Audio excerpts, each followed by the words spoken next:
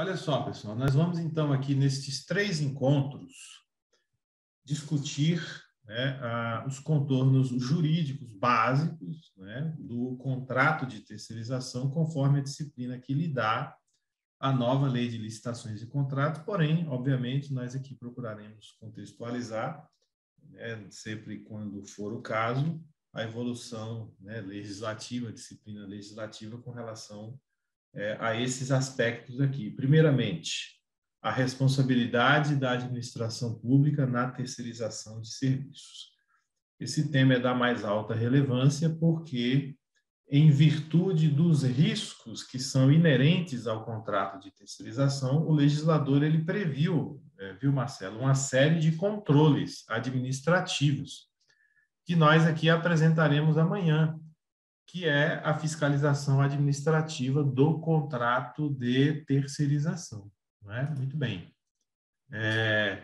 E, por fim, na sexta-feira, nós vamos aqui conversar um pouquinho também sobre um aspecto relacionado à gestão do contrato de terceirização, que é a repactuação de preços, que agora mereceu, com a Lei 14.133/2021, uma disciplina específica, que até aqui não havia sido contemplada no plano legislativo, digamos assim. Né? A Lei 8.666, a Lei 10.1520, nada dispõe sobre a repactuação de preços. Então, vocês observam que são 3 eixos temáticos aqui, né, bem abrangentes, e nós vamos procurar aqui, então, colocar os contornos jurídicos básicos, sempre destacando a disciplina dada pela nova Lei de Licitações e Contratos. Contudo, minha amiga Célia, vocês puderam observar, pelo material que foi disponibilizado, eu procurei elaborar para vocês uma apostila bem resumidinha sobre esses 3 assuntos. Essa apostila já foi disponibilizada a todos, né, pelo CEFOR, né? Todo mundo confirma que recebeu a apostila, um arquivo em PDF e também outro arquivo com esses slides aqui que vão conduzir a nossa apresentação. Então, lá na apostila, procurei, né, colocar essas questões de forma bem resumidinha, não tem nem 200 páginas, porque, não é, Márcia? A gente sabe que o pessoal sempre gosta de, antes de dormir de noite, ler a apostila. É o que o pessoal mais gosta de fazer, né? Então, nós procuramos ali no material de leitura detalhar um pouquinho mais, colocando bastante acordos do TCU, dos tribunais superiores, não é? Mas aqui, como nossos encontros, né, são bem rapidinhos, né, 3 dias, 2 horinhas de duração, nós vamos compartilhar com vocês aqui apenas, né, algum conteúdo da apostila, privilegiando a nova Lei de Licitações e Contratos, mas de modo a permitir o nosso debate. Pois bem, nós temos até aqui 36, né, participantes, mas o Luiz nos informou que a nossa turma vai passar de 80. Então, nós vamos combinar o seguinte, vamos fazer aqui uma experiência, todos podem ficar à vontade para formular questionamentos, participar a qualquer momento. Se preferir, você pode abrir o seu microfone e falar, professor, eu tenho uma pergunta, quero participar e tal. Ou então aqui pelo chat, né, o bate-papo, tá? Que está sempre aberto, eu vou deixar ele sempre aberto aqui, tá bom? Se você preferir, pode formular seu questionamento ou dar sua participação aqui pelo chat ou abrindo o seu microfone. Combinado, pessoal? Pode ficar à vontade. Outra coisa, fiquem absolutamente à vontade, tá, pessoal? É a participação de vocês que vai enriquecer aqui esses nossos encontros. E eu não tenho problema nenhum com a divergência, tá? Então, por exemplo, a Márcia está acompanhando aí atentamente, ela abre o microfone e fala, professor, eu discordo aí disso que o senhor acabou de falar, não é? Entendo que não é assim, acho que a sua leitura da lei está equivocada, por isso. Sem problema, pessoal. Eu sou casado há 30 anos. Então, a convivência com a divergência é uma rotina diária, não é? Então, E mais, como homem casado há 30 anos, eu aprendi, né, a praticamente não ter opinião própria mais. Então, pessoal, podem ficar absolutamente à vontade, tá? Viu, Marcelo, Lilian, Célio, ó, falou, professor, quero...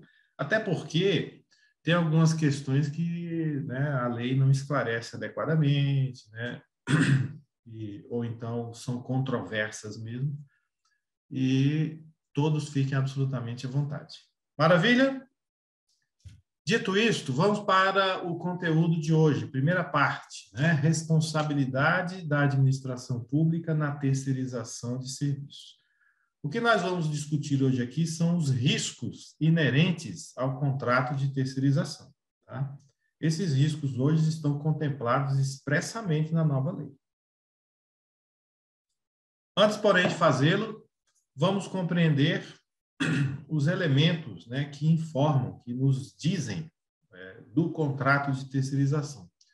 O que caracteriza o contrato de terceirização e que o distingue dos demais contratos, né, que a administração pública celebra aí cotidianamente para funcionar, para bem prestar um serviço ao cidadão, eleitor, contribuinte, né?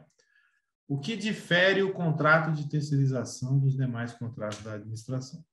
Pois bem, nós não vamos aqui, até porque o tempo não permite, fazer digressões com relação ao fenômeno da terceirização, que pode ser apreciado sob os mais diversos ângulos de análise, do ponto de vista econômico, das relações de trabalho, da organização dos processos produtivos e tal. Nós vamos nos concentrar aqui nos elementos caracterizadores, conforme nós podemos extraí-los da lei, da nova lei de licitações e contratos, e também, né, em cotejo com a legislação previdenciária e a jurisprudência, tá? Para que nós possamos, então, ao planejar nossas contratações, nós identificarmos precisamente, olha, este contrato que vai nascer, ele será um contrato de terceirização. Então, em virtude disso, nós precisamos estabelecer certas regras de negócio. Regras de negócio essas que nós vamos discutir amanhã e na sexta-feira. Como, por exemplo, Márcia, a cláusula de repactuação, que, segundo a jurisprudência do TCU, que foi agora contemplada na nova lei, é uma cláusula ou é uma regra de reajustamento, um critério de reajustamento aplicável exclusivamente aos contratos de terceirização. Então, minha amiga Célia, se você não estiver diante de um contrato de terceirização, não há falar em cláusula de repactuação. Daí porque, então, minha amiga Daniela, né, é vital, é importantíssimo compreender, afinal de contas, o que é um contrato de terceirização. Como é que eu posso identificar esse negócio? Maravilha, então, vamos começar por aqui. E galera do chat, né, podem ficar à vontade para formular questionamentos, né, perguntas ou compartilhar suas experiências a todo momento, assim como os colegas que estão com a câmera aberta, né, ou quem desejar também, como eu já disse, abrir o microfone. Maravilha? Bom, quais são os elementos caracterizadores do contrato de terceirização? A primeira coisa que nós precisamos frisar aqui e compreender bem, pessoal, vou compartilhar com vocês, já iniciando nossa menção à nova lei de licitações e contratos. A mim me parece que a nova lei de licitações e contratos, ela não conceituou o que é o contrato de terceirização. Não deu o conceito. Ela trouxe alguns elementos que o caracterizam. Ah, professor, mas está no artigo 6º, que dá as definições da lei. Sim, meu amigo, mas a lei não definiu. Né? A lei, né, quis definir, mas não fez. Isso acontece às vezes, né, pessoal? Isso acontece às vezes, né, na comunicação humana, né? A gente quer dizer uma coisa, diz outra, né? Todos os dias eu discuto com a minha mulher sobre isso, né? Não, não foi bem assim que você entendeu, mas foi isso que eu disse. Não, mas não foi isso, não é, Márcia? Então, a lei é uma comunicação humana também, ela é redigida por seres humanos, por enquanto, né? Apesar de que os robôs vão dominar tudo aí, mas por enquanto ainda parece que são seres humanos redigindo ali. Então, olha só, Marcelo, a nova lei, ela não conceitua o que é o contrato de terceirização. Ela traz alguns elementos que nos permitem, que nos ajudam a identificá-lo. Esses elementos, eles não são exaurientes. Isso é importante compreender. O próprio legislador diz isso. Observem lá no artigo 6º, 16. Serviços contínuos com regime de dedicação exclusiva de mão de obra, o que são? Né? Olha lá, deixa eu pegar aqui uma canetinha. O legislador está dizendo, olha, o objeto do contrato é este aqui, o serviço contínuo. Olha aí, Marcelo, como ele não define o que é o contrato. Ele diz, olha, o objeto do contrato é um serviço contínuo. E ele é executado mediante aqui uma expressão copiada do artigo 17 da IN5, uma expressão tecnicamente inadequada, a meu ver, mediante dedicação exclusiva de mão de obra, que a legislação previdenciária denomina cessão da mão de obra, que é uma terminologia, a meu ver, mais adequada. Então, observem, a lei diz que são aqueles contratos cujo modelo de execução contratual, pausa. Olha aqui como o legislador não define, Márcia, o que é o contrato. Ele diz assim, olha, aqueles contratos que lá no termo de referência, num capítulo denominado modelo de execução do objeto, isso está lá no artigo 6º, 23, letra E, é um capítulo obrigatório do termo de referência, nós definirmos como é que o objeto será executado detalhadamente, do início ao fim. Então, o contrato de terceirização, podemos extrair do texto legal, é aquele que no seu modelo de execução, que é estabelecido no termo de referência, a administração exige, olha aqui, regra de negócio. A Câmara dos Deputados, então, exige daquele que vier a ser contratado, entre outros requisitos, os seguintes. Olha aqui, Márcia, como não é exauriente, ó. Não é um rol taxativo. Então, aqui não, como eu disse no início, não se define o contrato de terceirização. Diz-se apenas de alguns elementos, a lei usa a expressão entre outros requisitos, requisitos de negócio contemplados no modelo de execução. Ou seja, entre outras exigências que se possa fazer, ou entre outros caracteres, nós temos esse aqui. Qual é a minha leitura, pessoal? Se lá no nosso modelo de execução nós exigirmos esses elementos aqui, que estão nas alíneas A, B e C, nós estaremos diante de um contrato de terceirização. Essa é a leitura. Ok? Muito bem. Até aqui está tranquilo? Bom, duas coisas que nós precisamos estabelecer e eu vou desenvolver na sequência. O objeto do contrato de terceirização é um serviço de natureza continuada. Não é qualquer serviço. E o modo de execução envolve a cessão da mão de obra. São os dois elementos caracterizadores. E aí a lei, então, como eu vinha dizendo, né, coloca, olha, se no modelo de execução você, administração, exigir isso aqui, fique sabendo que se trata de um contrato de terceirização. Denuncia, revela.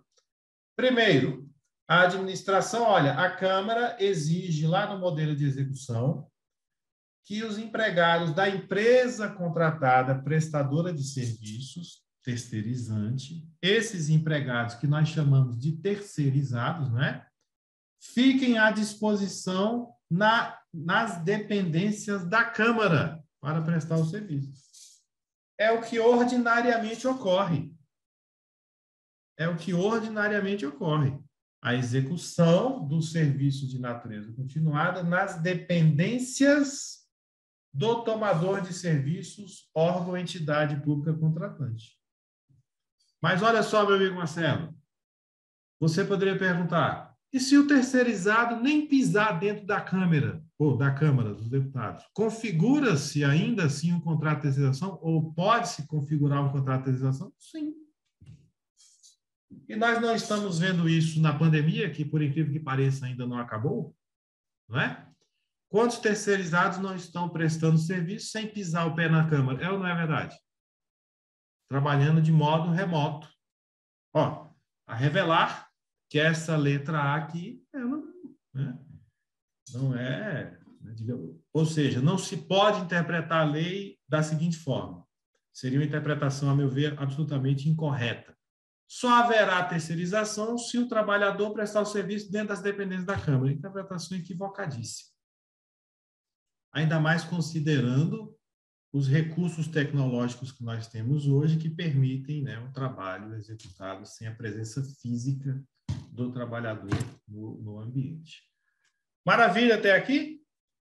Então, olha só, meu amigo Marcelo, se você lá no seu termo de referência coloca assim, olha, a empresa contratada deverá disponibilizar a mão de obra para a execução do objeto contratual nas dependências da Câmara. Exemplo, né, bem simplório, como limpeza e conservação, por razões óbvias, né? Sempre a execução se dará no ambiente, nas dependências do contratante. Maravilha? Agora, por exemplo, um suporte técnico ao usuário no campo da informática. Pode ser que, né, a presença física do técnico seja exigida pela Câmara ou não, depende da natureza, dos serviços, né, da possibilidade de serviços serem ou não executados de outra forma. Maravilha? Segundo elemento, letra B. O contratado não compartilhe recursos humanos e materiais com outros clientes seus. Obviamente que em terceirização, naturalmente, isso é mais complicado por razões até econômicas e operacionais para o tomador. Mas o que a lei está dizendo aqui?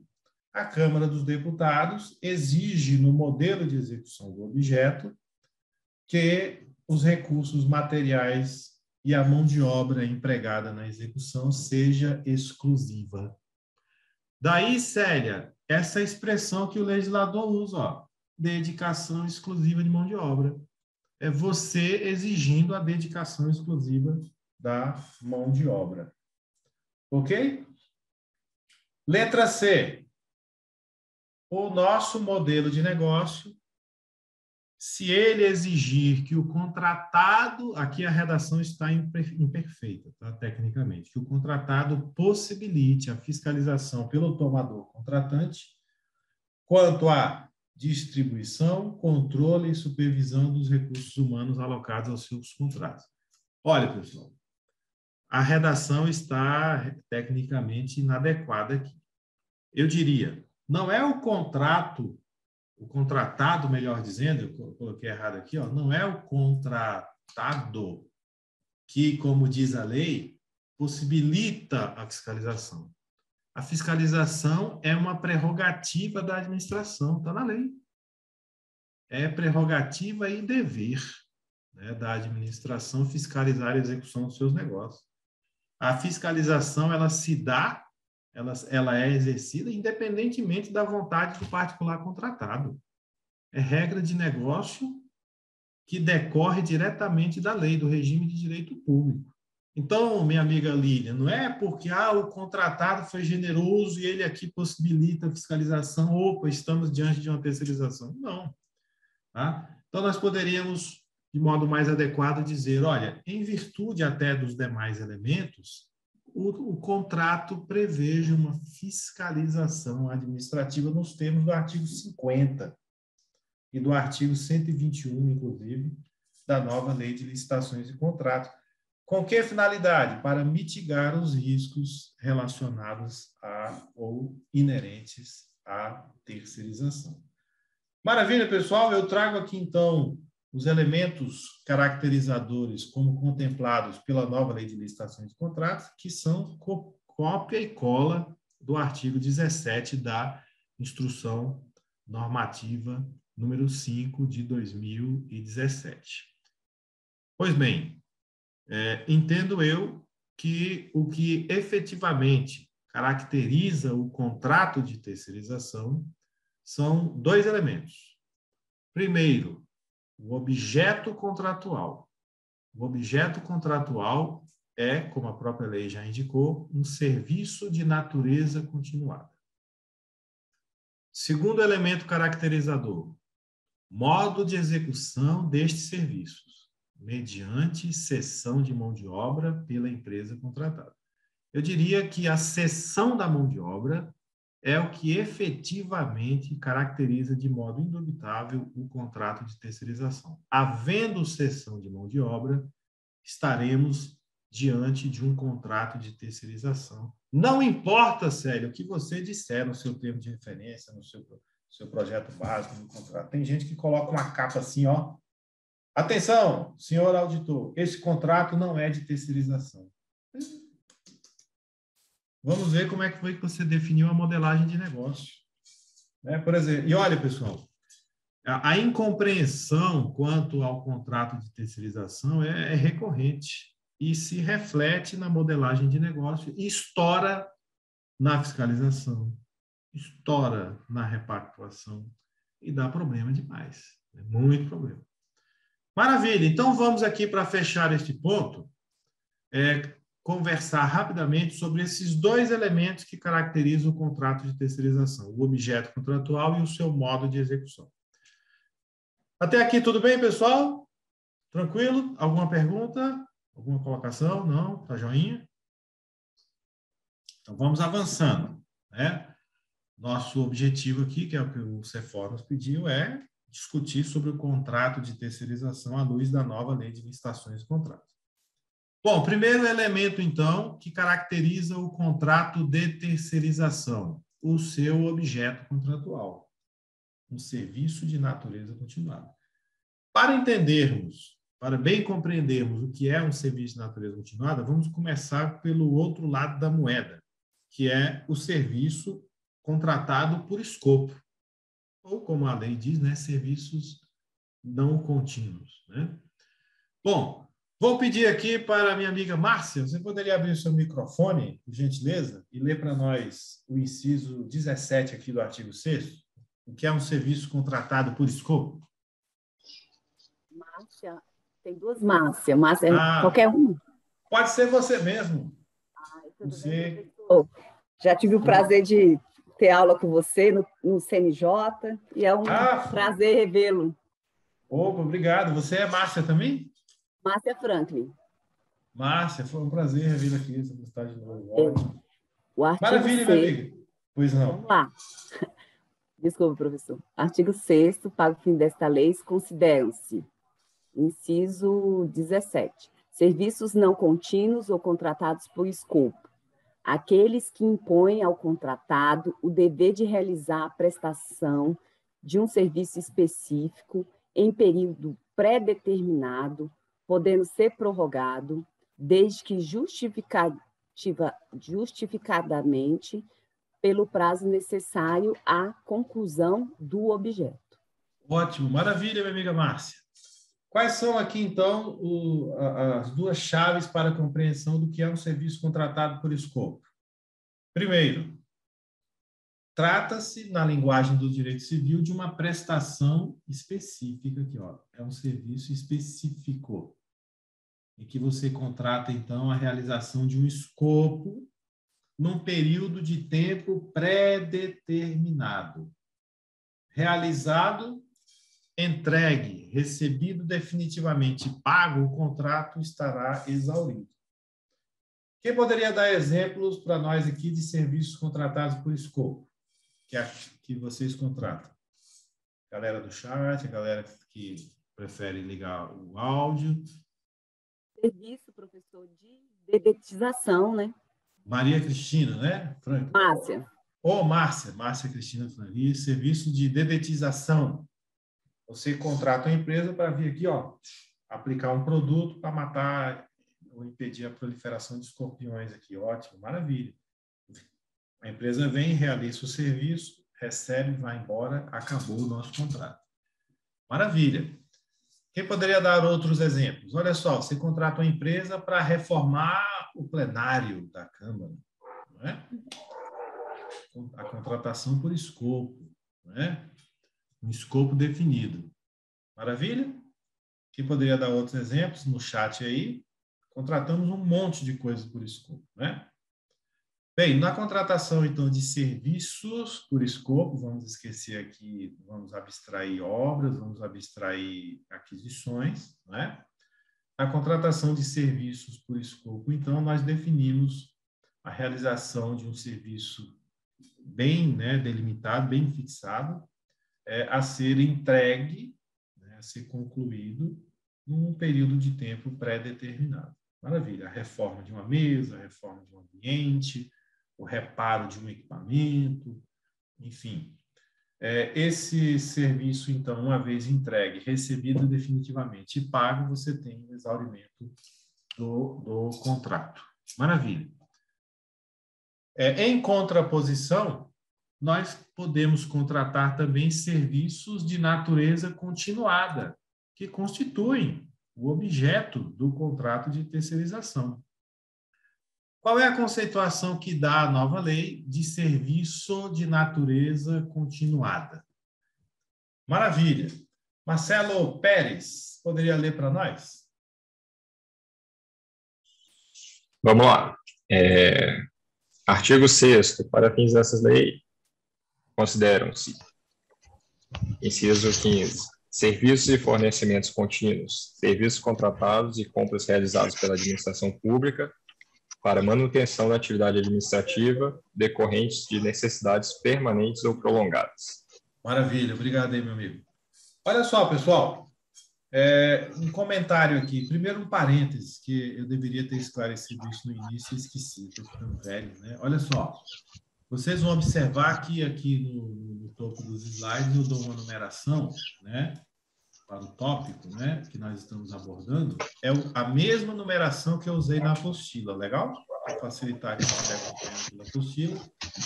E ainda coloco aqui o número da página em que essa citação, né, está na apostila. Combinado? Só para facilitar quem tiver acompanhando. Maravilha, obrigado. Muito bem. Um outro comentário, então, aqui, olha, a lei, ela criou a figura do fornecimento de natureza continuada, que não tem previsão, né, na lei 8666. Tá? Interessante. Então, a lei 8666, ela nada diz com relação a fornecimento de natureza continuada. No 57.2, a lei 8666, ela alude apenas, então, somente a serviço de natureza continuada, não é verdade? Mas a lei 14.133, a lei inovou, então, aqui, ao prever o objeto contratual fornecimento contínuo, que é uma necessidade, uma realidade, né? Imagine vocês um hospital, né? É óbvio que há necessidade de fornecimento, por exemplo, contínuo de oxigênio. Voltando, serviço de natureza continuada ou serviço contínuo, conforme a lei, é aquele que a administração contrata para atendimento de uma necessidade permanente. Então, aqui são dois elementos que podemos extrair até do cotejo com o artigo 15 da Instrução Normativa número 5, com o artigo 115 da Instrução Normativa 971 da Receita Federal. Os elementos que qualificam o serviço de natureza continuada são dois, a partir do conceito essencialidade e perenidade. Por quê? O serviço contínuo, ele é essencial para o tomador contratante. Essa essencialidade, ela decorre não de uma opção arbitrária, mas decorre da necessidade a ser atendida com aquele serviço. Então, é um serviço essencial. E um outro elemento da necessidade que é provida pelo serviço contratado é a sua natureza, o caráter de perenidade. Então, minha amiga Célia, pense, por exemplo, no seu marido. Você é casada? Célia é casada? Não? Não, mas você fez um não assim, muito enfático, como se fosse, né, uma coisa terrível. Mas vamos supor, faz de conta que você, né, fosse casada. Imagine assim o seu marido. Olha só, ele presta um serviço essencial, porque sem esse serviço, né, não se pode passar. O tomador, o contratante, você no caso, não pode passar sem ele. E essa necessidade, ela é permanente ou prolongada no tempo, perene. Ou seja, você precisa dele hoje, amanhã e sempre. Não pode viver sem ele. Não é assim? Pelo menos na fase inicial, né, do casamento. Né? Pois bem, olha só, pessoal. Então, tem uma série de serviços que nós contratamos e que nós estabelecemos as regras do negócio, não em função de um escopo realizado, né, principalmente com relação ao pagamento, mas nós estipulamos uma regra de negócio para pagamento ao longo do tempo. Vou te contratar por 12 meses, vou te pagar por mês para a realização desse serviço aqui essencial e perene. Exemplos de serviços de natureza continuada que nós contratamos. Quem poderia dar para nós? Galera do chat aí, ó. Serviços de natureza continuada. Quem poderia dar exemplos? Na sua percepção. Opa, olha lá. A Célia Dulce escreveu. Manutenção de equipamentos. Por exemplo, sistema de climatização, né, da Câmara, elevadores, serviços de alimentação, né? O Bruno, por exemplo, um hospital, né? Preparação e alimentação, né? Para os pacientes, né? Opa, Maria Cristina, Márcia, né? Márcia, serviço de limpeza, né? Conservação, sem dúvida nenhuma. Gilson, manutenção predial, né? Márcia Regina também referiu-se ao serviço de limpeza e conservação. Olha, a Márcia Enia coloca um exemplo aqui interessante, restauração de bens culturais. Vamos pegar esse exemplo aqui da Márcia Enia, né? Restauração de bens culturais. É essencial, é perene para a Câmara dos Deputados? É essencial e perene para o TCU? É essencial e perene para a AGU? Né? Para o STJ? Ou seja, pessoal, poderíamos dizer, o que, afinal de contas, é um serviço de natureza continuada para a Câmara dos Deputados? Esse mesmo serviço, ele pode ser qualificado como de natureza continuada lá pela Prefeitura, né, de Águas Lindas de Goiás? Legal, pessoal. Resposta honesta e sincera. Não sei. Essa apreciação, ó, Márcia, ela é casuística. E aqui é importante nós compreendermos esse aspecto. A natureza de um serviço, se ele é de natureza continuada ou não. Ou seja, tem presente aqui essencialidade e perenidade, essa apreciação ela se dá diante do caso concreto. É essencial e é perene para a Câmara dos Deputados. Mas pode não ser, olha, Gilce, né? Para um outro órgão, entidade pública ali. Qual é o critério, enfim? O Tribunal de Contas da União, ele nos deu aqui, então, a chave interpretativa. Esse entendimento, ele foi estabelecido lá em 2008, no Acórdão 132/2008, segunda Câmara, e reafirmado no Acórdão 4614/2008, também da segunda Câmara. E o Tribunal de Contas da União, de lá para cá, nunca mudou, né, seu entendimento. E penso que, mesmo diante do texto da nova lei, não há razão para mudar esse entendimento aqui. Vamos à ementa deste acórdão. Olha o que diz o TCU com relação à qualificação de um determinado serviço, se é ou se não é de natureza continuada. Minha amiga Lilian, você poderia abrir o seu microfone e ler para nós a ementa aqui, ó, natureza do serviço, pode ser? Obrigado. Natureza do serviço, sob o aspecto da execução de forma continuada ou não, estão abordados no inciso 2 do artigo 57 da Lei 866 de 93, não pode ser definida de forma genérica, sim vinculada às características e necessidades do órgão ou entidade contratante. Ótimo, obrigado. Então, aqui, Lilian, o que o TCU diz? Olha, não dá para fazer uma tabelinha. Eu até coloquei na apostila para vocês aí tabelinhas extraídas da Lei de Custeio da Previdência, do Regulamento da Previdência, da IN 971 da Receita Federal, uma portaria do extinto Ministério do Planejamento, mas são exemplos, meros exemplos. né, de serviço de natureza continuada executáveis mediante cessão de mão de obra, né? A apreciação, então, ela é caso a caso. Um serviço é essencial e perene para a Câmara dos Deputados e, portanto, de natureza continuada, essa análise é feita a partir das características e necessidades da Câmara, que serão atendidas com a execução daquele objeto contratual. Onde queremos chegar, pessoal? Essencialidade e perenidade são demonstrados, né, esses elementos qualificadores são demonstrados no caso concreto. Como é que isso é feito, professor?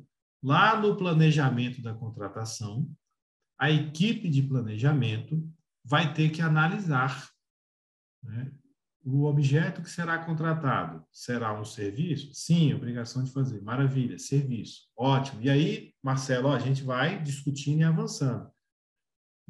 Contrataremos por escopo ou, né, em caráter contínuo? Opa, vamos ver aqui se tem essencialidade e perenidade a justificar, a demonstrar, a qualificar, né, o serviço como de natureza continuada. Essa demonstração ela é técnica, ela é feita no planejamento da contratação e tem sérias repercussões nas regras de negócio. A primeira delas, que é objeto aqui da nossa análise, é que aquele contrato que vai nascer pode ser um contrato de terceirização. Então, minha amiga Márcia N, pergunta: restauração de bens culturais é um serviço de natureza continuada? Pode ser para a Câmara, pode ser para o Museu Nacional, pode ser para o Museu da República, mas pode não ser para o TCU. Então, cada contratante vai lá no planejamento da contratação, né, demonstrar tecnicamente a presença desses elementos qualificadores. Eu compartilhei com vocês, aí da página 12 até a página 21, né, uma série de casos apreciados pelo TCU, em que ele foi dizendo: olha, meu amigo, aqui você não demonstrou que se trata efetivamente de um serviço contínuo. Aqui está demonstrado, está beleza. Tá? Então, lamentavelmente, o que às vezes ocorre? Meu amigo Ismael, Jorge, Juliene, Leirton, né, a galera do chat aí, olha, às vezes, lamentavelmente, o que ocorre é que lá no planejamento da contratação ninguém discute sobre isso.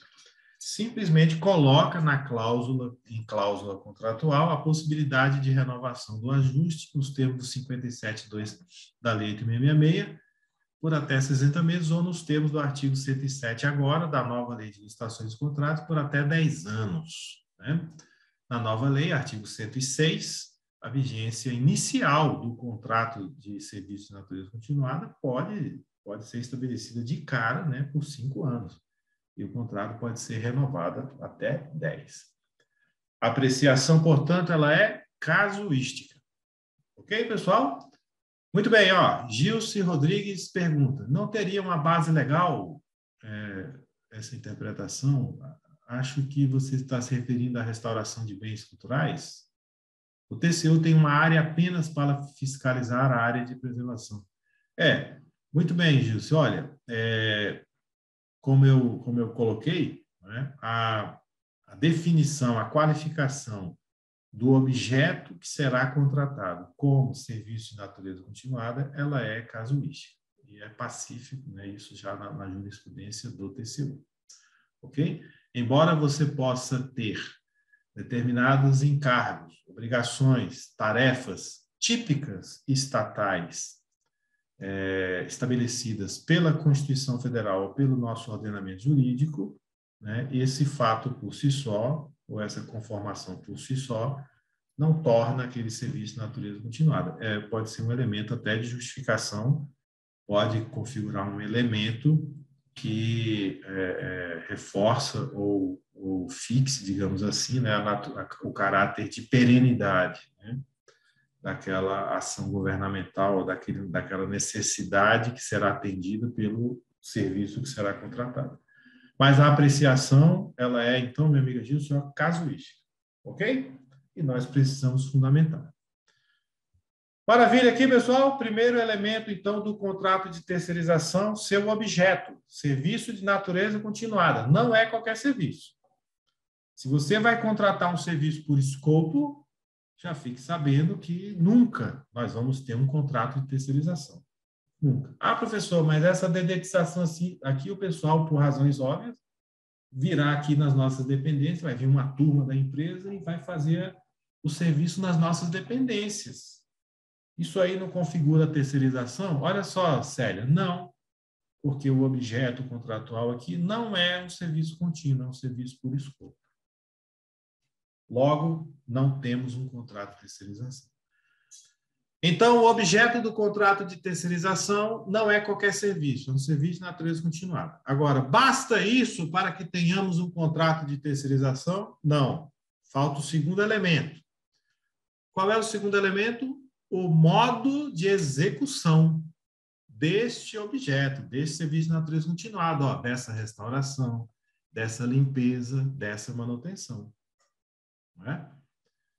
Como é que será executado o serviço de natureza continuada de modo a configurar-se um contrato de terceirização? Resposta: mediante cessão da mão de obra. É uma exigência da Câmara como tomadora, como contratante. Ok, como se dá, então, a cessão da mão de obra? Esse conceito, pessoal, ele não se extrai da Lei 14.133, já colocamos aqui, né, alguns que a lei estabelece, como alguns elementos indicativos, mas o conceito ele é dado mesmo pela legislação previdenciária. Eu coloquei para vocês aí na apostila a Lei de Custeio da Previdência, Lei 8.212, o Regulamento da Previdência, a IN 971 da Receita Federal.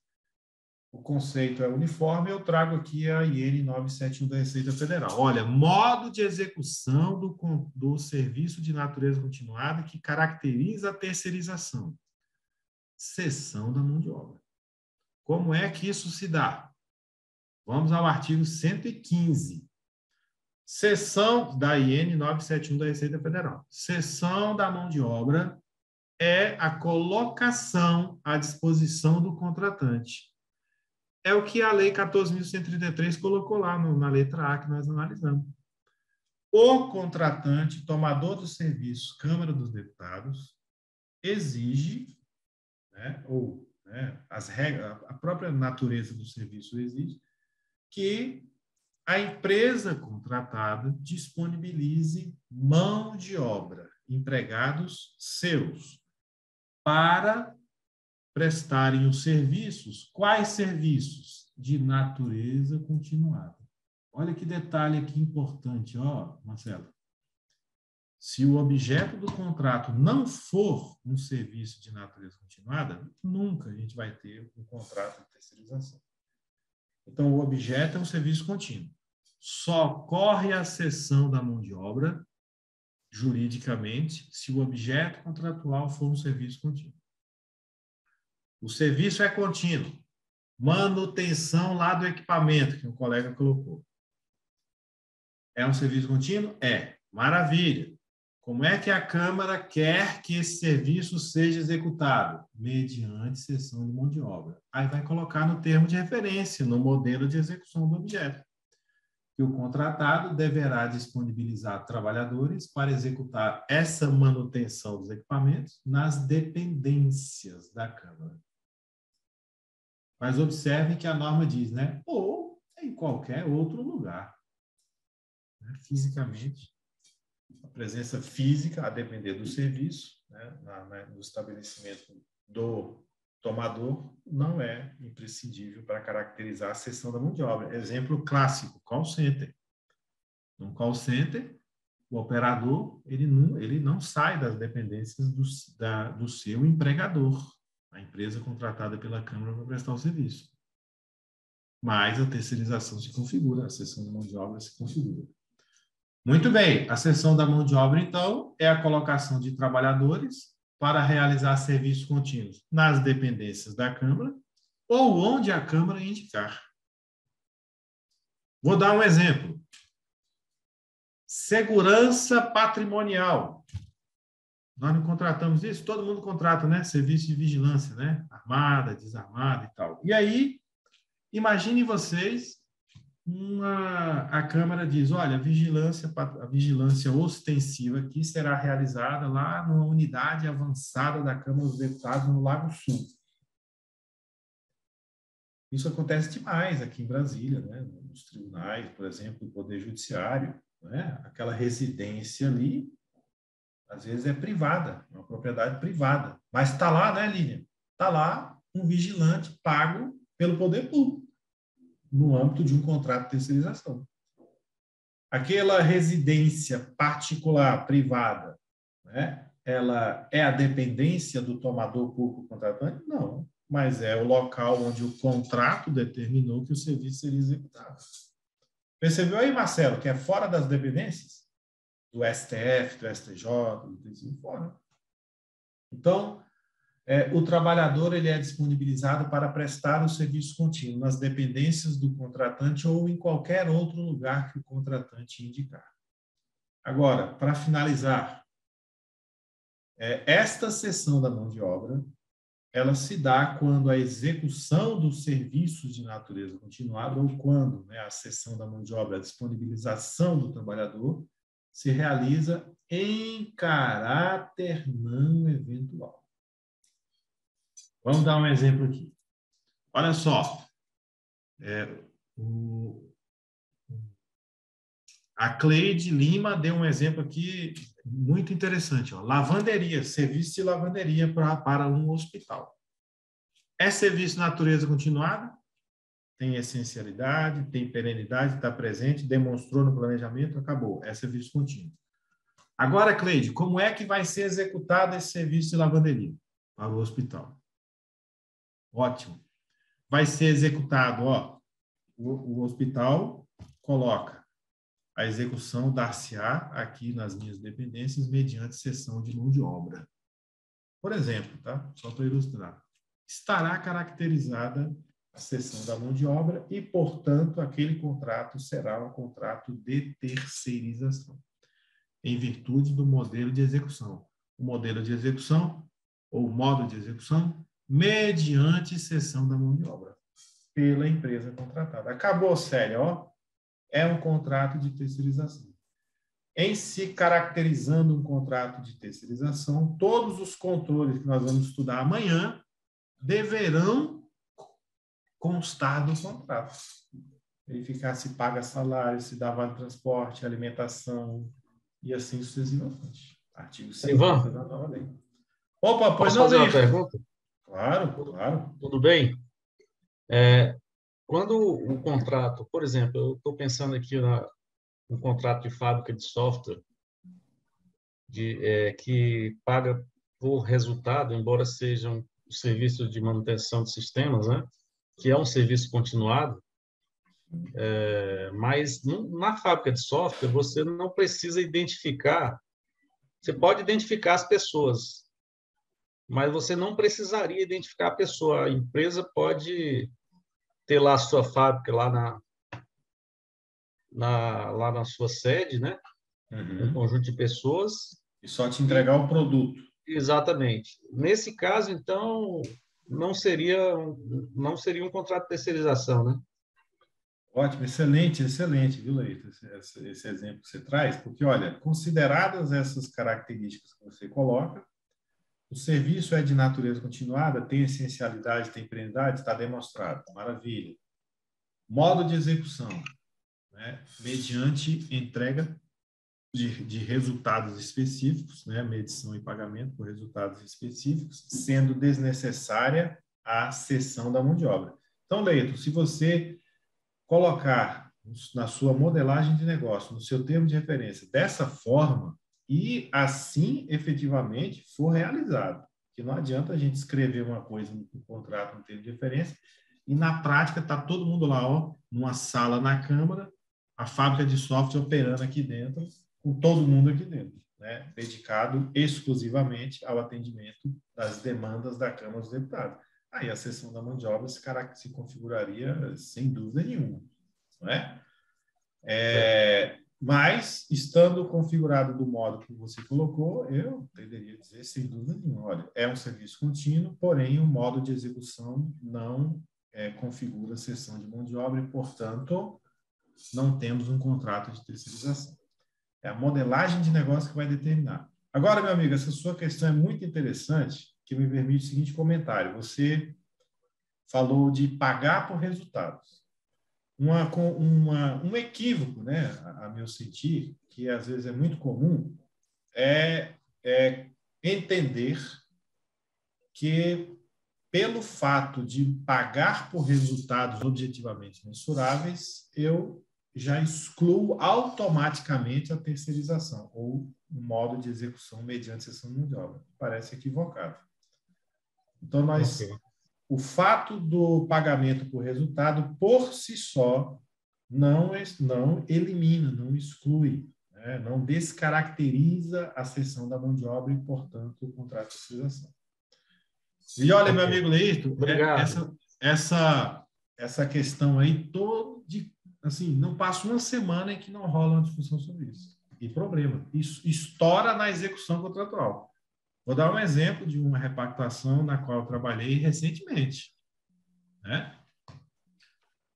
Os gestores do contrato entendiam, sim, e a empresa contratada também entendia, não, isso aqui não é terceirização, não, porque vocês estão me pagando por produtos, resultados. Mas olha só, Leito, o povo, tudo dentro das dependências do tribunal.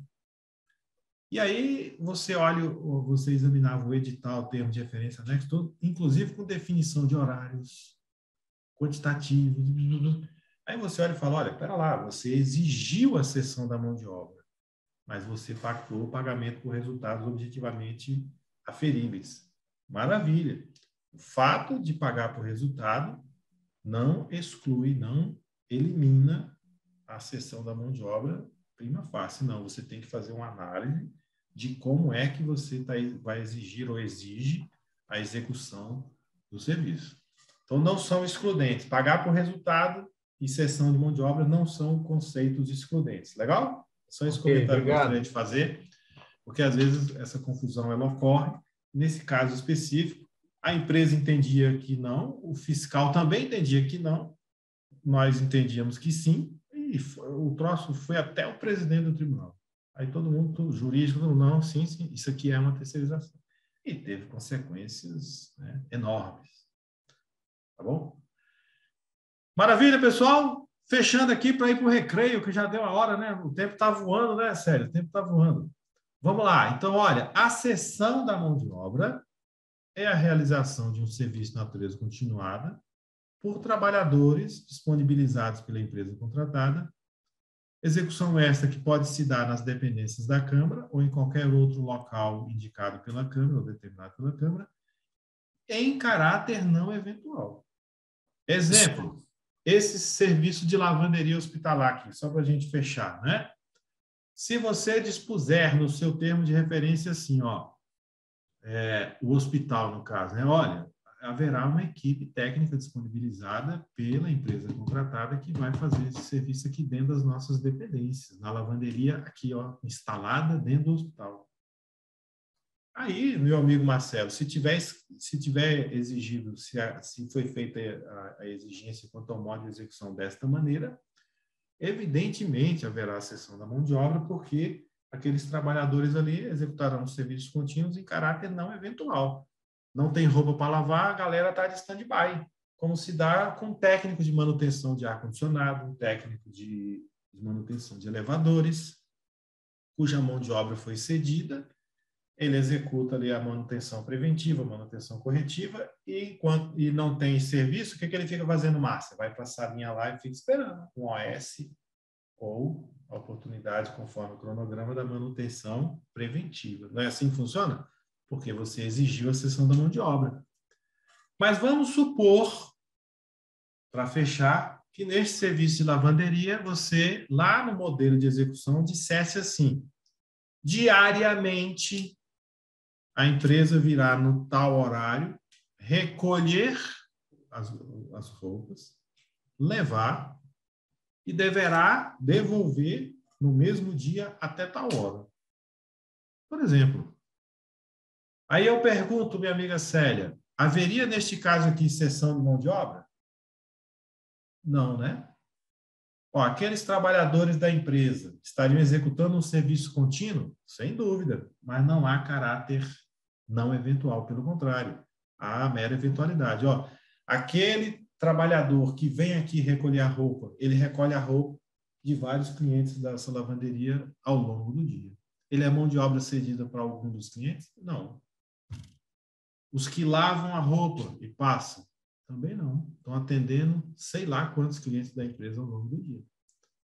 Diferentemente do que ocorreria se a lavanderia tivesse, por exemplo, instalada aqui dentro das nossas dependências. Maravilha, pessoal? Tranquilo?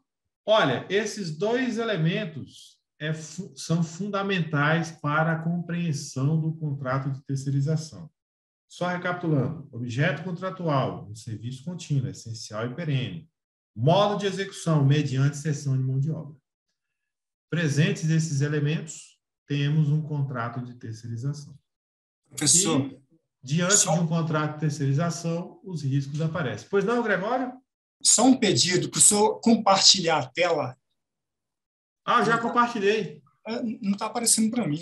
Aparece o senhor. Ah, tá. É porque eu fechei. Ah, a última que eu compartilhei foi essa aqui, ó. O que é, né, a seção da mão de obra. Olha aqui, ó. 115 da IN. Maravilha? Aí eu estava fazendo... Excelente. Legal, meu amigo? Muito bem, pessoal. Nós professor, vimos, então... Opa! eu queria fazer uma pergunta. Claro, Se o senhor voltar a compartilhar a tela, eu queria fazer uma pergunta sobre esse último certo, pois não. ponto ali. Pois não, vamos lá. Aí. Eu não estou conseguindo usar o chat, não sei porquê. Esse parágrafo terceiro aqui, por colocação à disposição da empresa contratante, entende-se a cessão do trabalhador em caráter não eventual, respeitados os limites do contrato. Assim, eu só queria saber o que esse parágrafo terceiro ele acrescenta aqui. Ele só esclarece ou ele acrescenta alguma coisa? Porque, para mim, o que está sendo dito aqui, você já diz, quando você fala lá em cima, que o serviço é contínuo, não? Ah, entendi. Pela natureza do serviço, você entende que o caráter de não eventualidade já seria inerente, não é? Exato. Boa, excelente colocação, mas infelizmente me parece que não é assim, não. Porque, inclusive, Gregório, a partir dos exemplos que nós demos da manutenção da lavanderia, você pode perfeitamente ter como objeto contratual um serviço de natureza continuada, mas a execução se dá, né, ou não a execução, a disponibilização da mão de obra, o emprego da mão de obra, a execução pela mão de obra em caráter meramente eventual, como na resposta a uma ordem de serviço. Né, como em vir buscar a roupa, levar para a lavanderia, lavar lá a lavanderia, trazer de volta, percebe? Aquela mão de obra. Então, eu proporia para você assim, o seguinte raciocínio: abstrai um pouco o serviço em si e pense na execução pela mão de obra contratada pela empresa contratada, pela empresa prestadora de serviço. Legal? Ok, obrigado. Então, é como a empresa emprega a sua mão de obra na execução daquele objeto. Aí você tem a eventualidade ou a não eventualidade. Então, o exemplo mais tranquilo é uma modelagem de negócio em que você pactuou a resposta, o atendimento a demandas, OS, né, chamados, ordens de serviço, e vai remunerar a empresa por essas ordens de serviço, sem a necessidade nenhuma de disponibilização da mão de obra em caráter não eventual. Por exemplo, chegou a época do mês de fazer a manutenção preventiva. A empresa de ar-condicionado, ela vem com a turma toda que ela quiser, os técnicos, faz a preventiva, vai embora. A corretiva, ela vai fazer conforme você abre um chamado, que ela vai ter tantas horas para comparecer, dar o diagnóstico e tal, e depois executar. Na execução, nessa modelagem, a mão de obra não foi empregada em caráter não eventual, mas, ao contrário, para atendimento, né, da eventualidade, que seria a abertura do chamado. Legal? Tranquilo? Muito bem. Temos duas perguntas aqui para a gente para o recreio. Orlando, a definição de um número de postos de serviços configuraria uma seção de mão de obra, ainda que as pessoas a executar o serviço não estejam vinculadas aos postos, haja uma substituição frequente? Olha, meu amigo Orlando, excelente questão. Posto de serviço é uma unidade de medida, que tem uma localização no tempo e no espaço, e que, pela sua natureza, já revela, evidencia tratar-se de uma terceirização, de uma cessão de mão de obra. Exemplo clássico, vigilância ostensiva, né? Poderia dar outro, recepção. Você já define o posto, ó, entrada do anexo tal da Câmara. Será feito o serviço de recepção de tal dia, né? Diariamente de tal horário até tal horário, de segunda a sexta-feira. Aquilo ali, então, aquele posto cujas características, né, têm uma localização no tempo e no espaço, já indicam para o fornecedor, né, potencialmente interessado ali, como ele vai ter que executar. E, ao examinar as especificações, ele já compreende, olha, eu terei que contratar uma recepcionista e colocar para prestar serviço para a Câmara na entrada do anexo 4, de segunda a sexta, de tal hora a tal hora. Acabou. Caráter de não eventualidade, mão de obra cedida. Então, o posto de serviço é uma métrica que já evidencia a cessão da mão de obra. E a necessidade de substituição decorre de ausência do trabalhador alocado, né? Essa palavra é horrível, né? Alocado no posto. Ok?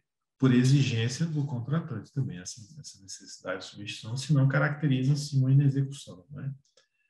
A Cleide Lima pergunta, é o caso da Câmara, o serviço coloca, né, um exemplo, os serviços de lavanderia são de natureza contínua, porém não há cessão de mão de obra, são prestados sob demanda. Vem, pega, leva, traz de volta.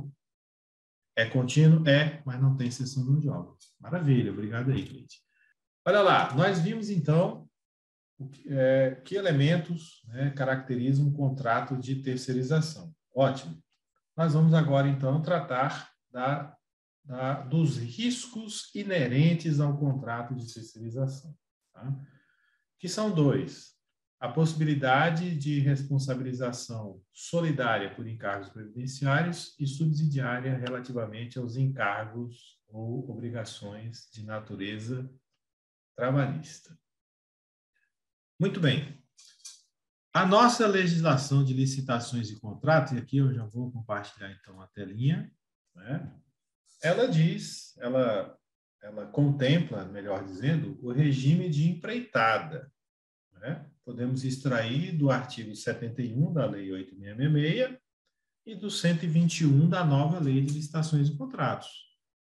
No regime de empreitada, o contratado, ele assume, ele é responsável pelos encargos, todos os encargos resultantes da execução. Seja de que natureza for, trabalhista, previdenciária, fiscal, comercial, ele é remunerado para entregar, né, o objeto contratado. Esta remuneração abarca os encargos todos que serão por ele suportados na execução, decorrentes da lei, né, ou de qualquer outra natureza, e ainda lhe garante o lucro que foi por ele pedido. Amortiza também, obviamente, e aí entraria no conceito aqui de encargos, os insumos, né, empregados na execução, e lhe garante o lucro pedido por ele na sua proposta. Pois bem, esse é o regime de empreitada. Agora, a própria Lei de Licitações e Contratos já o fazia a Lei 8.666 e hoje também faz a Lei 14.133. Estabelece exceção a essa regra. A nova lei o faz no artigo 121, parágrafo 1º e parágrafo 2º. Na Lei 8.666, 171, parágrafos 1º e 2º. Artigo 121 da nova lei, de modo semelhante ao 71, parágrafo 1º da Lei 8.666, mas com uma diferençazinha no final aqui que eu destaquei em azul. Ó. Regra geral do regime de empreitada. A inadimplência do contratado em relação aos encargos que dele são exigidos, seja de que natureza for, incluindo trabalhistas e previdenciários, né? Não transfere à administração a responsabilidade pelo seu pagamento. Ressalvada a hipótese do parágrafo 2º, que na Lei 8.666 está lá no parágrafo 2º do artigo 71. Ok? O que diz, então, o parágrafo 2º do artigo 121 da nova Lei de Licitações e Contratos? Nós vamos apreciar esse dispositivo aqui em 2 momentos. Aqui para falar da parte previdenciária e daqui a pouquinho na parte trabalhista. Estamos tratando aqui agora, né, da possibilidade imposta pela lei de a administração pública contratante de serviços terceirizados responder, tá, por encargos inadimplidos pela empresa prestadora de serviço contratado. Diz o parágrafo 2º, então, do artigo 121, uma redação aqui já bem distinta daquela que está hoje no parágrafo 2º do 71 da 8.666. Exclusivamente nas contratações de serviços contínuos em regime de dedicação exclusiva de mão de obra, podemos ler exclusivamente nos contratos de terceirização. E aqui, essa primeira parte, pessoal, essa primeira parte aqui, ó, em que o legislador da nova lei ele já deixa bem claro que a responsabilidade de que se trata, ela só ocorre, só se dá em contratos de terceirização. Então, isso aqui, o texto agora está bem claro, decorre de jurisprudência do Superior Tribunal de Justiça, STJ, ao interpretar o 71, parágrafo 2º da Lei 8.666, combinado com o 31 da Lei 8.212. Daqui a pouquinho eu falarei sobre isso. Muito bem. Então, somente nos contratos de terceirização, então, olha, em contratos de compras, não, em contratos de obras, não, só em contratos de serviço por escopo, não. Então, em contratos de terceirização, a administração responderá solidariamente, uma coobrigação solidária com o contratado, pelos encargos previdenciários. Aí vem a pergunta: que encargos previdenciários são esses aí? Em contratos de terceirização. É a contribuição devida pela empresa ou é a contribuição retida do trabalhador e que a empresa recolhe como substituta tributária? Olha aí, meu amigo Marcelo, pronto, já começou a confusão, porque o texto da nova lei não esclarece.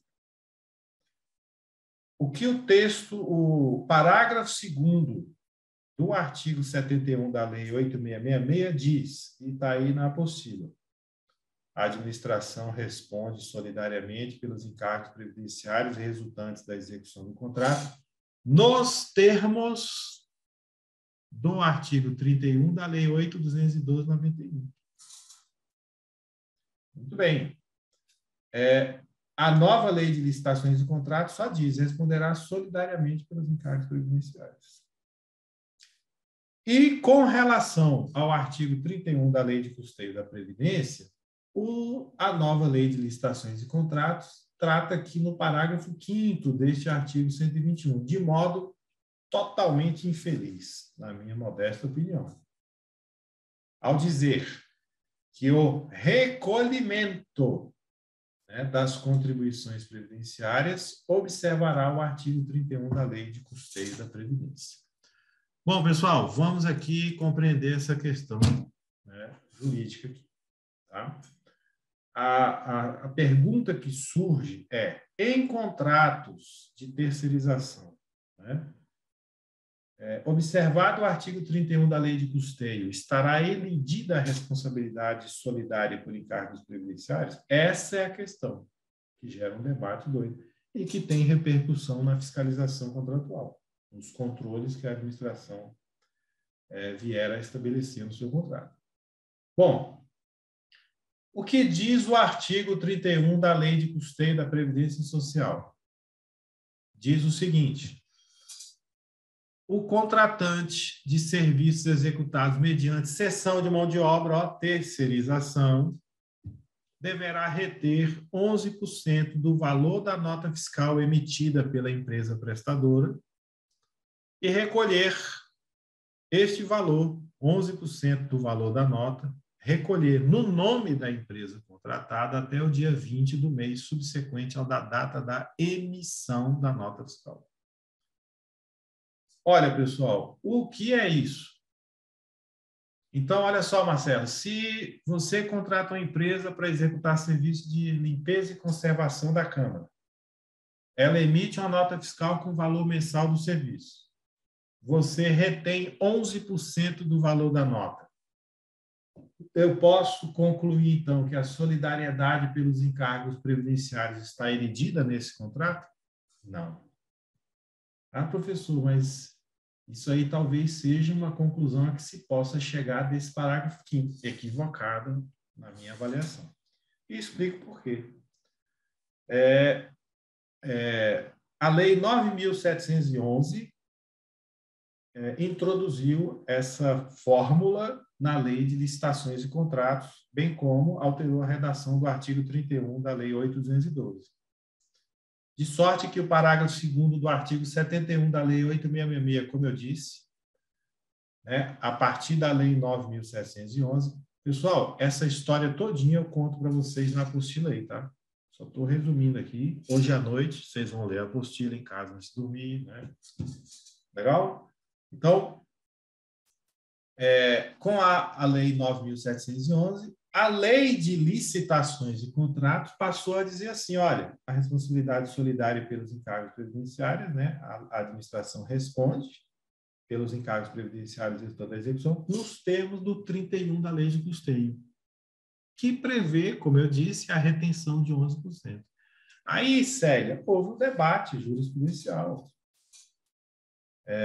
no âmbito do Supremo Tribunal Federal, no âmbito do Superior Tribunal de Justiça, e também tem jurisprudência do TCU sobre isso. Eu coloco da página 32 até a página 39 da apostila vários julgados.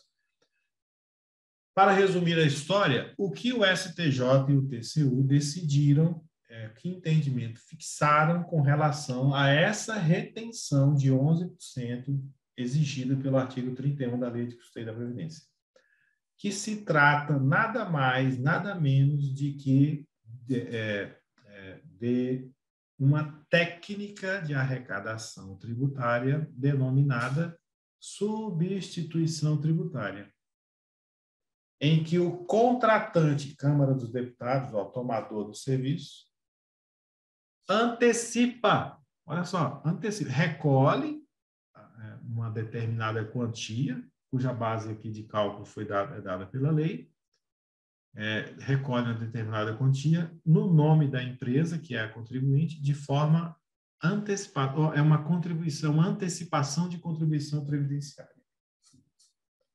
Essa técnica ela é denominada substituição tributária e se trata de uma responsabilidade exclusiva do contratante. Essa técnica de arrecadação está disciplinada ou prevista no artigo 128 do Código Tributário Nacional, que diz assim, a lei pode atribuir de modo expresso a responsabilidade pelo crédito tributário à terceira pessoa. Olha só, a lei, no caso aqui a Lei 8.212, artigo 31, atribui de modo expresso a responsabilidade pelo crédito tributário. Crédito tributário, recolhimento do tributo devido pelo contribuinte.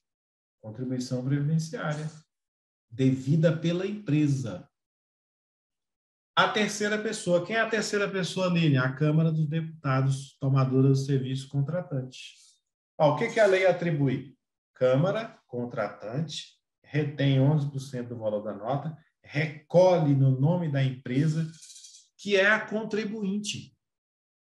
Olha lá, essa terceira pessoa, a Câmara, é vinculada ao contribuinte, empresa prestadora de serviço, pelo fato gerador, excluindo assim a responsabilidade do contribuinte, a empresa prestadora de serviço, em relação a esse recolhimento que eu chamei aqui de antecipado. Então, olha só, pessoal, como é que funciona? A Câmara dos Deputados, fechei aqui para dar um exemplo agora, ó, recebe a nota fiscal da empresa, recolhe 11%, né, o valor correspondente a 11%, não é? E aí, para todos os efeitos, esse valor recolhido constitui uma antecipação de contribuição previdenciária. Por quê, Marcelo? Porque no mês seguinte, a empresa vai declarar para a Receita Federal esse valor que a Câmara e todos os clientes da empresa retiveram, esses 11%.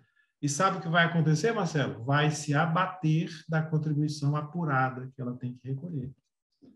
Então, você percebe claramente que é um mero adiantamento de contribuição previdenciária, é uma técnica de arrecadação. Por que eu estou aqui fazendo esses comentários, interpretando, né, o que diz a lei? Para afirmar, né, o meu entendimento, de que esta substituição tributária consistente em reter 11% do valor da nota e recolher no nome da empresa prestadora de serviço não elide a responsabilidade solidária de que trata a lei de licitações e contratos. Né?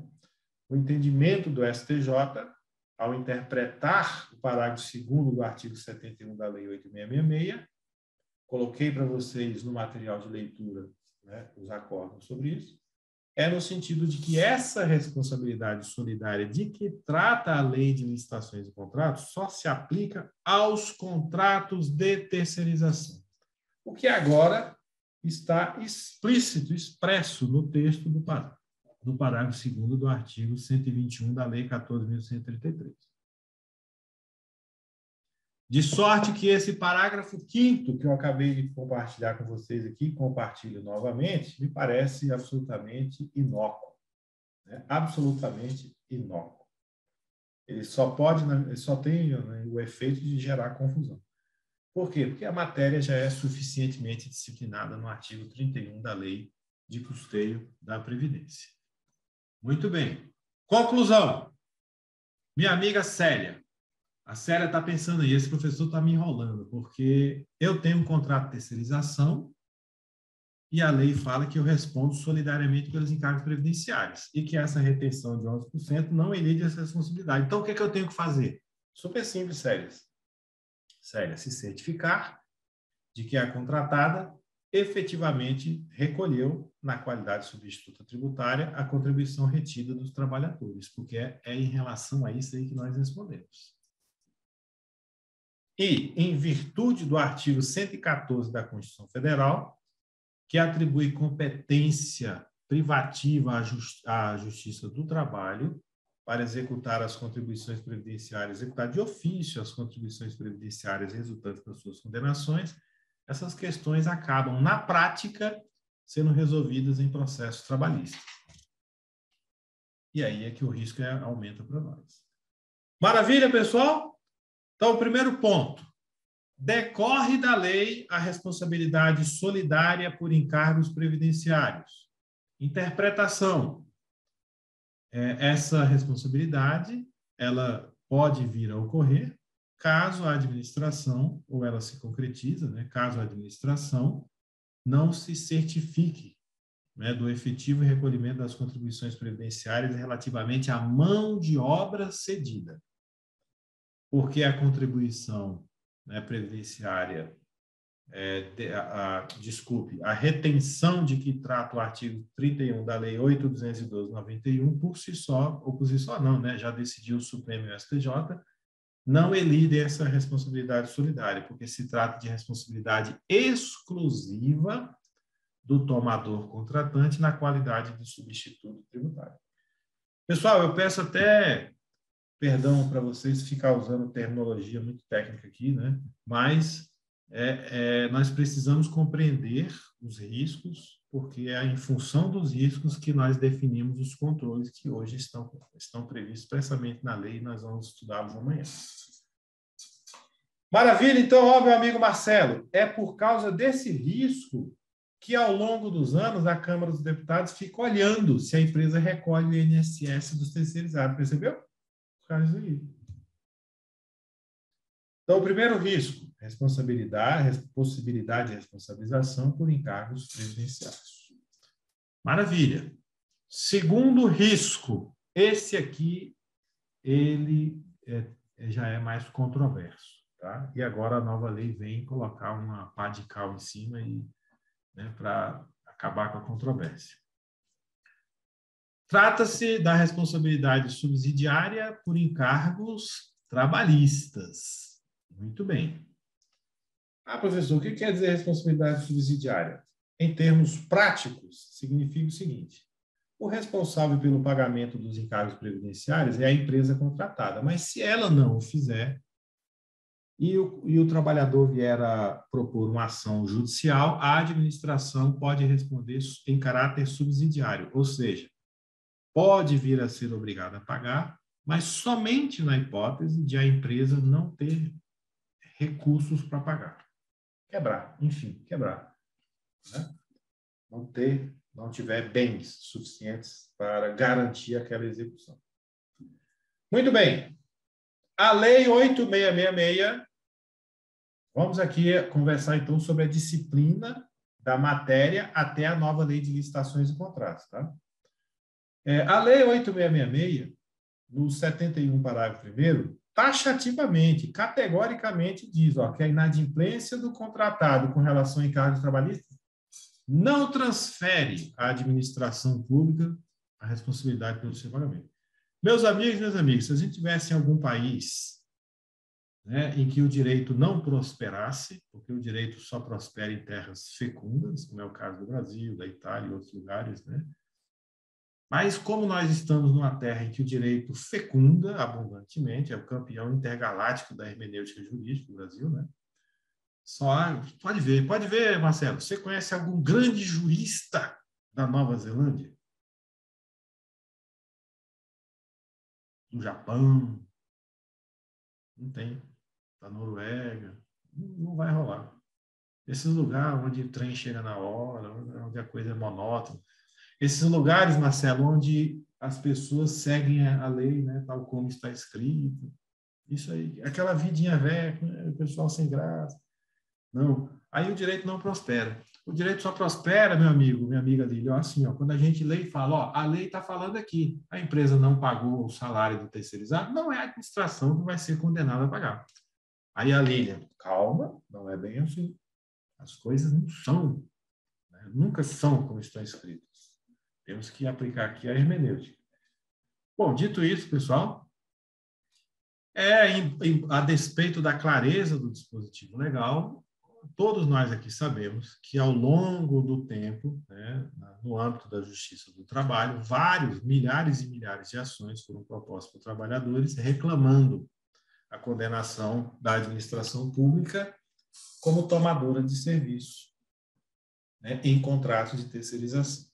E, em função do desenvolvimento dessa jurisprudência, lá atrás, acho que em 93, se não estou enganado, 90, 93, eu coloquei o julgado aí para vocês na apostila, né, que deu origem a essa famosa súmula 331. Então, lá atrás, surgiu a famosa súmula 331, né, consolidando o entendimento da justiça do trabalho, que, na sua redação original, que eu trago aí na página 43 da apostila, lá no item 4, dizia que o inadimplemento de obrigações trabalhistas implica a responsabilidade subsidiária do tomador, inclusive a administração pública. Ora, Lilian, não é o contrário do que diz o parágrafo 1º do 71 da Lei 8.666? É o contrário. Mas essa responsabilização ela depende do atendimento dos seguintes requisitos. A administração tem que participar da relação processual, ser processada e constar da sentença, do título judicial, ser condenada. Bom, o que é que começou a acontecer? O que foi que aconteceu com o tempo? Essas condenações, né? Infelizmente, o tempo não me permite aqui contar a historinha para vocês de como foi que a Justiça do Trabalho chegou nesse entendimento. Né? Uma interpretação do ordenamento jurídico como um todo, né? A partir de valores constitucionais, etc, etc. Enfim, mas o que na prática começou a acontecer com o tempo, com o passar do tempo? Os juízes começaram a condenar a administração pública pelo simples fato de ser contratante. Olha lá, Célia, você contratou uma empresa para prestar serviço de limpeza para você. Contratou. A empresa não pagou o salário, eu condeno você a pagar, subsidiariamente. Se ela não tiver bens aqui, eu vou cobrar de você. E, obviamente, isso gerou uma enormidade, né, de ações, de reclamações perante o Supremo Tribunal Federal, questionamentos também perante o STJ, que é o intérprete da lei federal do Brasil. E olha só, pessoal, ao longo do tempo, e aí eu coloco para vocês da página 44 até a página 47 da apostila vários julgados do STJ, do STF, do STJ e do TCU, aliás, e do STF também. Como é que esses tribunais se manifestaram? Tá? Porque a administração pública, a AGU, reclamava lá para o Supremo, aplicar a súmula 331 significa negativa de vigência ao 71, parágrafo 1º da Lei 366. Isso viola a cláusula de reserva de plenário do 97 da Constituição Federal. Além do que, né, se você aplica a súmula, você se nega vigência à lei federal, que nunca foi declarada inconstitucional pelo Supremo. E aí estabelecia esse problema aí, Marcelo, jurídico. E o Supremo, inicialmente, ele sempre dizia, isso não é comigo, essa matéria é infraconstitucional. O STJ, então, que é o Tribunal Intérprete da Lei Federal, historicamente, ele sempre diz o seguinte, a administração responde. Ele sempre validou a aplicação da súmula 331, tal como o TCU. O TCU também, historicamente, sempre determinou aos agentes públicos, fiscalize, se não responde, fiscalize, se não responde, fiscalize, se não gera dano ao erário, decorrente da responsabilização subsidiária, papapá. Até que, então, olha só, sério, esse cenário vem vindo ao longo dos anos. A administração sendo condenada e tal, o Supremo diz, não é comigo, o STJ e o TCU diz, pode sim. Muito bem. Até que, tá, vou compartilhar com vocês aqui, até que a Constituição nossa foi alterada para criar uma ação constitucional nova, né, na época, chamada Ação Declaratória de Constitucionalidade. Uma das primeiras ações propostas perante o Supremo Tribunal Federal pelo então governador do DF foi justamente a ADC 16, cuja ementa eu trago aqui. Essa ação, ela foi uma das primeiras, né, propostas do Supremo, ficou anos tramitando, e lá, em 2010, 24 de outubro, o Supremo, então, julgou a ADC 16. Finalmente. O acordo só foi publicado em setembro de 2011. Ao julgar a ADC 16, o Supremo decidiu o seguinte, responsabilidade subsidiária da administração em contratos de terceirização, é o que estamos discutindo aqui. Transferência consequente e automática dos encargos trabalhistas à administração pública contratante. Aí, Marcelo, o Supremo disse, não pode. Impossibilidade jurídica. Por quê? Porque o parágrafo 1º do 71 da Lei 866 proíbe, e eu declaro constitucional esse dispositivo. O que o Supremo fez nesta ação aqui? Ele matou a súmula 331. Matou a súmula 331. Tanto é assim, pessoal, e aí eu coloco para vocês vários julgados do Supremo até a página 54 da apostila. Tanto é que depois deste julgado na ADC 16, o Supremo cassou não foi uma ou duas, não, foram centenas e centenas de decisões da Justiça do Trabalho que aplicavam a súmula 331. O Supremo disse, aplicar a súmula 331 afronta a autoridade do Supremo no julgamento, no julgamento da ADC 16. Muito bem. Agora, observem vocês que o Supremo disse aqui assim, ó, o que é que não pode? A transferência consequente e automática da responsabilidade subsidiária para a administração. Aí, meu amigo Marcelo, como diria o Chapolin Colorado, não contavam com a minha astúcia. Né? Olha, qual foi o entendimento da Justiça do Trabalho? Olha só, pessoal, olha o detalhe. A ação foi julgada em outubro de 2010, o acórdão publicado em setembro de 2011. Sabe o que aconteceu nesse interregno aí? O Tribunal Superior do Trabalho reviu a redação da súmula 331. E eu trago para vocês na página 55 a nova redação, a redação atual da súmula 331. Qual foi a leitura que o TST fez? A leitura que o TST fez foi a seguinte, olha só, o Supremo, o que ele não permite é a transferência consequente e automática. Aí o TST diz o seguinte, nós não fazemos transferência consequente e automática de responsabilidade para a administração, porque a gente olha no processo se a administração teve culpa na ocorrência do ilícito, que é o dano ao trabalhador. Mas como isso não está claro na redação da súmula, na redação original da súmula, embora estivesse claro no acórdão que deu origem à súmula, agora nós vamos deixar claro na súmula. Percebeu, Lilian? TST, então, o que ele fez? Vamos aclarar. E aí a nova redação diz, ó, item 4. O inadimplemento de obrigações trabalhistas pelo empregador gera a responsabilidade subsidiária do tomador. Regra geral. Item 5. Se o tomador do serviço for a administração pública, Câmara dos Deputados, também responde subsidiariamente. Mas tem uma condição. Essa condição aqui, na visão do TST, é para atender o critério que o Supremo colocou na ADC 16. A administração só vai responder, ó, caso no processo trabalhista ficar evidenciada a sua culpa. O que a Justiça do Trabalho fez aqui? Criou a responsabilidade subjetiva da administração pública em relação contratual. Quando a Constituição Federal, no parágrafo 6º do artigo 37, diz expressamente que a administração pública responde objetivamente. Os agentes públicos é que respondem subjetivamente. Mas está criada, né? Foi criada aqui pela Justiça do Trabalho a responsabilidade subjetiva da administração pública no Brasil. Em que situação? Se evidenciada a falha ou omissão da fiscalização. Olha só, pessoal, atenção aí quem é fiscal de contrato de terceirização, hein? Quem é fiscal de contrato de terceirização, por gentileza, identifique-se no chat.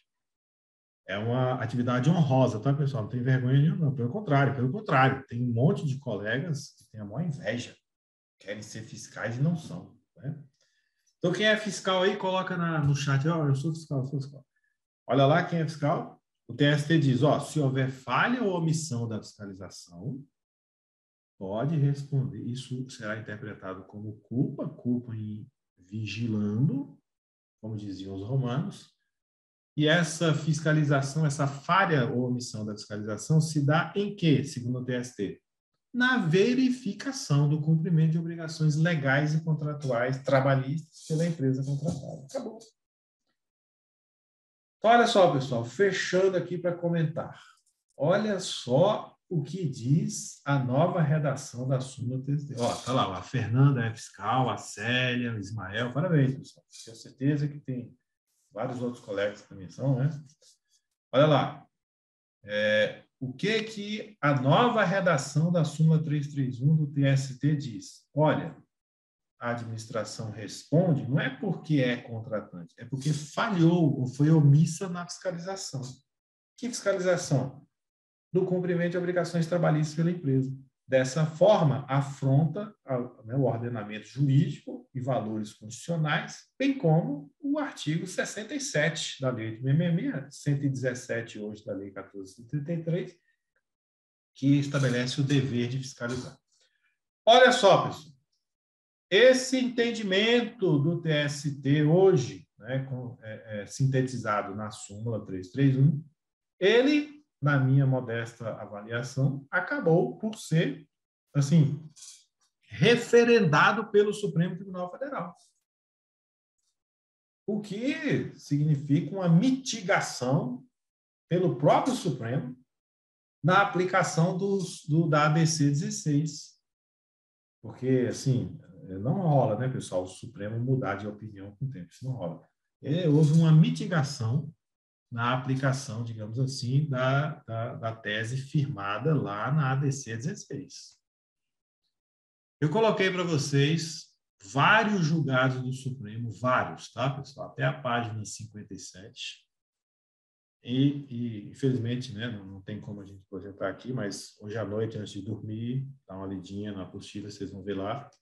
E vocês vão ver claramente que o Supremo Tribunal Federal, a partir de março, abril ali de 2013, quando o TST alterou a redação da súmula, já tinha alterado, o Supremo passou a decidir exatamente conforme está na súmula do TST. Exatamente. Se tiver culpa, responde. Se não tiver, não responde. E isso tem que ficar claro no acórdão trabalhista. Aí o Supremo, então, começou a rejeitar as reclamações, ou acolhê-las, né? E diz assim, ó, não vou entrar na questão aqui da prova, que não é comigo. Maravilha, pessoal? Há quem diga, há quem entenda, né, que o Supremo Tribunal Federal, ao julgar o recurso extraordinário, qual, gente? Lá em 2017, só um minutinho. Está aqui na apostila, o recurso extraordinário, já vou dizer a página para vocês, ó. 760.931-DF, página 56 da apostila, né? Quando esse julgamento saiu, aí, né, muita gente comemorou, tal, assim, antecipadamente e equivocadamente. Eu até, na época, peguei um voo, tinha um desembargador trabalhista no voo, eu conversei com ele. Ele até falou, não, agora matou. Eu falei, não, acho que não, doutor. E realmente não. Houve quem entendesse que com o julgamento, com a tese fixada nesse RE, o Supremo, ele teria realmente, né, decretado o fim da súmula 331, lê do engano. Olha a tese que foi fixada. O inadimplemento de encargos trabalhistas não transfere automaticamente ao poder público a responsabilidade pelo seu governamento. Tem alguma diferença significativa em relação à ADC 16? Nada, né, Célia? Nada. Tanto não tem, pessoal, que se continua aplicando a súmula 331 até hoje, não, aí, ó, todos os dias. É ou não é verdade? O pessoal da AGU pode confirmar isso aí. Tem milhares de processos. Tanto é assim, aqui eu concluo, que já estou aborrecendo, né, que o tema, a todo momento, volta ao Supremo Tribunal Federal. Né? Supremo, aplicar a súmula 331 é negar a vigência ao parágrafo 2º do 71 da Lei 8.666. Não pode. E agora a questão retorna ao Supremo Tribunal Federal no âmbito de um recurso extraordinário em que se discute o quê? De quem é o ônus da prova, da culpa da administração. Porque no direito do trabalho, né, todos nós sabemos, como regra geral, há uma inversão do ônus da prova porque o trabalhador é a parte hipossuficiente na relação processual, não é verdade? É a parte fraca, é que nem assim, Marcelo, que nem o marido no casamento, é a parte fraca que merece uma proteção, e aqui a proteção, né, que a lei dá, como regra geral, é que compete ao empregador o ônus da prova. Obviamente, essa regra não é absoluta, mas Aqui, discute-se hoje no Supremo Tribunal Federal, esse processo ainda não foi julgado, tá? No RE 1298647. O que se discute?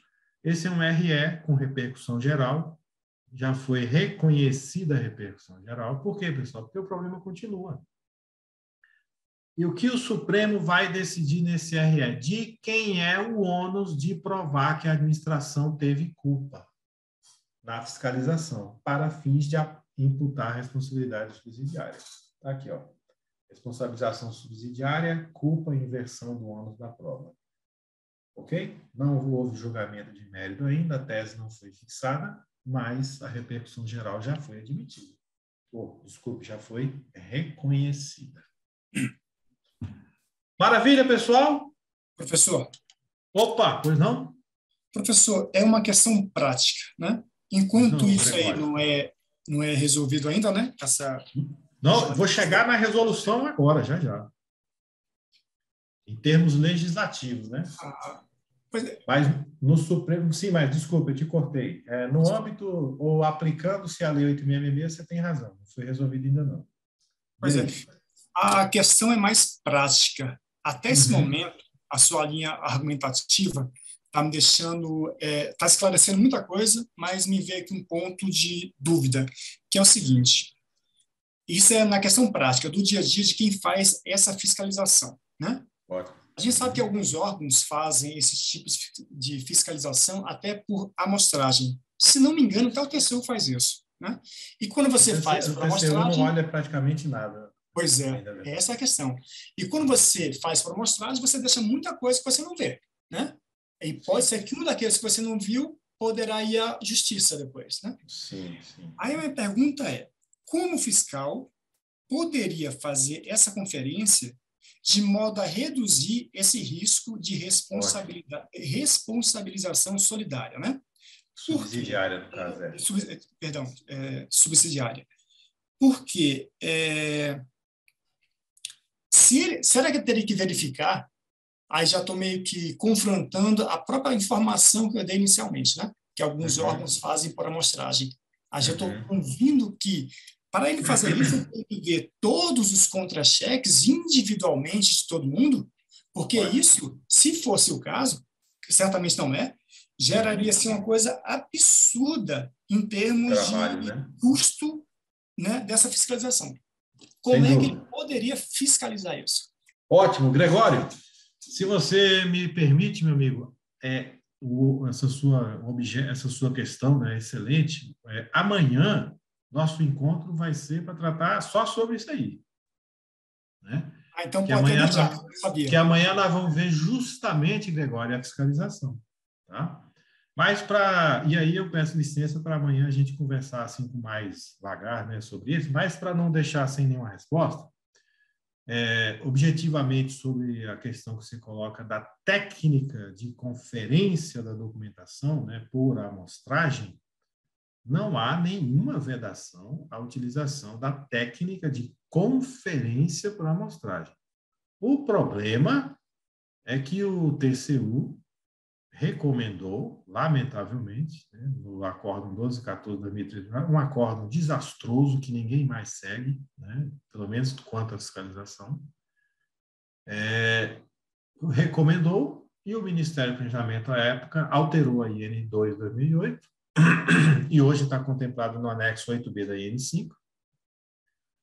Não há conferência por amostragem, que é uma técnica correta, adequada, válida. Não, meu amigo Gregório, o TCU recomendou pedir documentação de uma amostra. É uma falha, como técnica, é lastimável. Absolutamente lastimável. E vou te dizer mais, ninguém faz isso, a não ser o TCU e um ou outro desavisado. Por quê? Porque o ministro do Planejamento, obviamente porque deu muito problema, seguir a recomendação do TCU, em dezembro de 2016, portanto, antes da IN 5 de 2017, baixou a portaria 409, estabelecendo um modelo de fiscalização rigoroso que hoje, Gregório, está contemplado no artigo 50 da Lei 14.133, percebe? Aí você me perguntaria, mas, professor, o anexo 8B da IN5, então, está em contradição com a portaria do ministro? Está em contradição. Posteriormente, essa portaria foi revogada porque o presidente da República baixou o decreto 9.507 de 2018, estendendo para todo mundo o modelo de fiscalização do CISA, que hoje está no artigo 50 da nova lei. Ok? Então, o modelo, essa modelagem a que você se refere, que foi o TCU que recomendou, já foi para o espaço desde 2016. Maravilha? Muito bem, pessoal. Para a gente fechar, então, o nosso encontro hoje, né, sério, o tempo voou, né? Voou. Mas olha só, meu amigo Gregório. Eu venho, então, contando aqui para vocês a historinha antes da nova lei de licitações e contratos. Ó, qual é o cenário até 1º de abril de 2021? É esse que eu venho relatando para vocês. Né? Desde a Lei 866 até a redação originária da súmula, jurisprudência do Supremo, nova redação da súmula e a problemática continua lá no Supremo. O problema não acabou. Mas, o que acontece, meu amigo Gregório? A nova lei de licitações e contratos, 14.133, para a gente concluir por hoje, ó, o que ela estabelece? A lei, a nova lei de licitações, ela promoveu, então, um alinhamento da lei à súmula 331. Aí, Gregório, essa discussão toda que eu coloquei até aqui é no âmbito da lei, da normatividade anterior à lei 14.133, porque nos contratos que você celebrar sob a égide da lei 14.133, essa discussão não vai haver mais. Percebeu, Célia? Não vai haver. Por que não vai haver, Gregório? Porque a nova lei, ela já diz taxativamente que a administração responde. Vamos ver?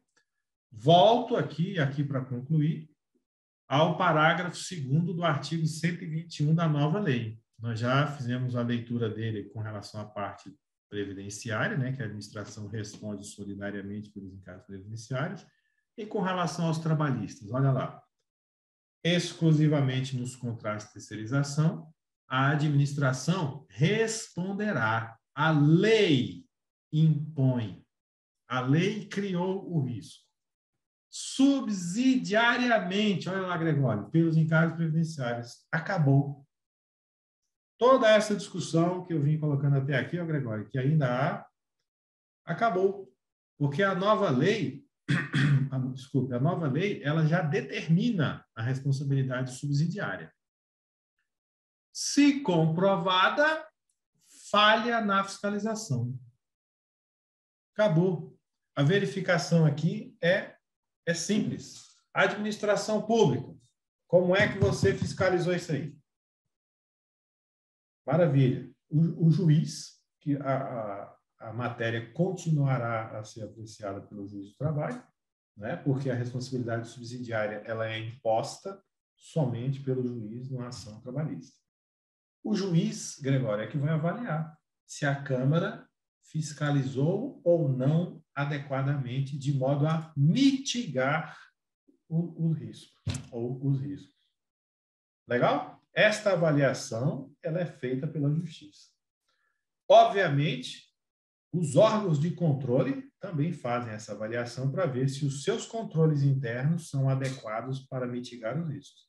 E nós vamos estudar amanhã, então, os controles que a nova lei de licitações e contratos determina que sejam aplicados para mitigar esses riscos que nós estudamos hoje. Maravilha, Gregório? Tranquilo? Aí nós vamos voltar à temática que você ventilou aí.